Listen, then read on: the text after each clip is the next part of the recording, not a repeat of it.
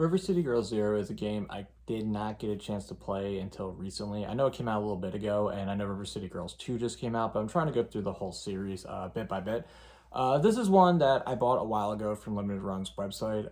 It took a while to get here because Limited Run, but long and short of that, the game is definitely worth playing. The physical only came out on their website. Unfortunately, that is a download. I do wish it was a little more widely available, but you can get River City Girls, the first game at Best Buy. I saw it recently in my local Best Buy. I can't say I said all of them, but it is a game I would say start checking out. And even this one is available digitally. But let's get into it. So long and short of this game never came out over here until recently, like I previously stated. It came out in Japan in, I believe, 1994 on the Super Famicom. And it is a old school style SNES beat 'em up. So like Turtles in Time or Double Dragon or anything like that, you're right at home. It does play very differently from River City Girls regular because that's more like a modern retro style 16-bit game. This is more of that straight Double Dragon 2 style, go across the board, left to right, kick the shit out of people, move on with your day type game, which it's my jam. It's my bread and butter. I love those things. Turtles in Time, I play. It's on the other side of the arcade, but I play as much as possible. But that's not the point. So this game, they did put a lot of time, attention, and care into. To begin that, first and foremost, the game pretty much opens up with a cutscene explaining everything. And it's the two girls from the first game, Mazuko and Kyoko, and they basically are coming in and they're like, "Hey, yeah, we got our first adventure from that from the pawn shop. Let's boot it up. Let's play it. X, Y, and Z. Blah blah blah." And there's some meta self-aware stuff there where she's like, "Oh, I should have my hair blue again. I don't remember having that because I don't think this is canon other than that there's a video game of their first adventure talking about it, and I'll get to that in a minute. But the basic plot of the game, once you boot it up as them or watch the cutscene of them booting it up, is that the two boyfriends from the first game, Kunio and Riki, get kidnapped, or not kidnapped, I apologize. They get framed for a hit and run and then get thrown in jail. It's the other game where they get kidnapped, but they get framed for a hit and run, thrown in jail because the eyewitnesses say they look like them and all this other shit.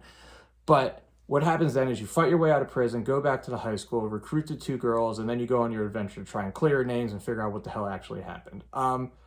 As the game progresses, you find out that the person who framed you was your twin brother. You find out you never knew about and explain like he had a tough life because he lived with your dad, Sabu, and this, that, and the third. So then you become on a mission to go take down your dad and his evil organization and clear your name and all this other stuff. So it's basically like the hero's journey. You got to kick the crap out of the bad guy type thing.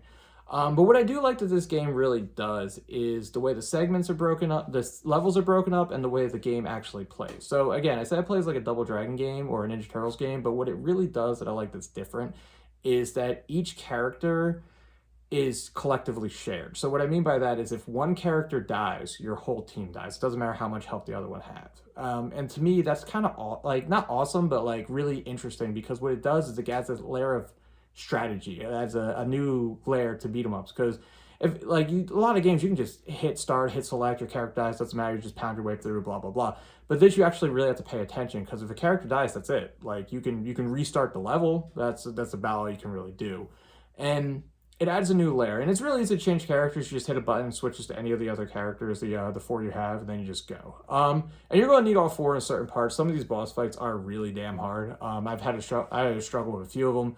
One boss specifically I was stuck on for an hour one night, and I'm not proud to admit that, but I'm gonna be real. It was the second to last boss in the game was your brother. He just kept kicking the shit out of me.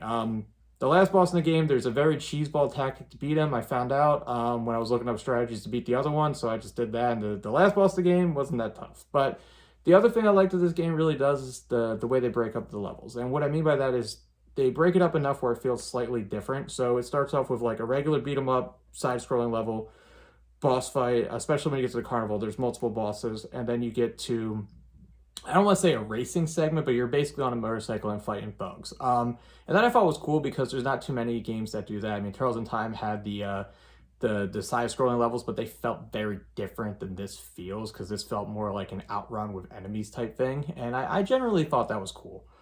And then when you beat the game, it closed with a bookend with the two girls going on to pretty much say, I wonder what today's going to bring. It's basically leading into the first game, the River City Girls 1 game. Fantastic though. Like for a game that pretty much mirrored Double Dragon and then eventually becomes part of Double Dragon canon later, and I'll bring that up when I get to River City Girls the 1, which will probably be the next video that comes up after this. Um Very fun. I'm very happy Limited Run and WayForward collabed and put this out. I do wish because they're getting a little more mainstream Limited Run and they're putting their stuff out on Best Buy and Amazon stuff. I do wish this is one that they put out more widely available, and wish I didn't have to wait so long for it to come in my possession. I guess that's manufacturing issue, whatever, I don't know. But definitely worth checking out, especially because it is available digitally. Fun little beat 'em up. Again, it's very different from River City Girls 1. It is more in that SNES style, like side-scrolling beat 'em up, where the other one is more like how Shovel Knight fundamentally wouldn't work on a Super Nintendo game, but it's that new school, old school, which I really like. So worth checking out because it is fundamentally, from what I gathered, the same. I don't think they did much to anything. Maybe tweak the controls to make them a little tighter, but even then, it really does feel like a SNES game, and it really plays smooth as butter. So, like, shout out to that game for being so good. I do wish it would have been a game that came over here sooner, because, like I said, it came out in 1994, and we're just getting it in 2021 or 2022, whenever it actually came out over here. But to quote Ghostbusters 2, better late than never. But let me know what you guys think. Let me know if you guys ever played the River City Girls. Let me know if you played River City Girls 0. Let me know if you have any intent on playing it in the future. Let me know what your favorite beat 'em up is or anything in between. But like always, guys, tell your friends, tell your enemies, be good people, and above all else, have a good one. Bye.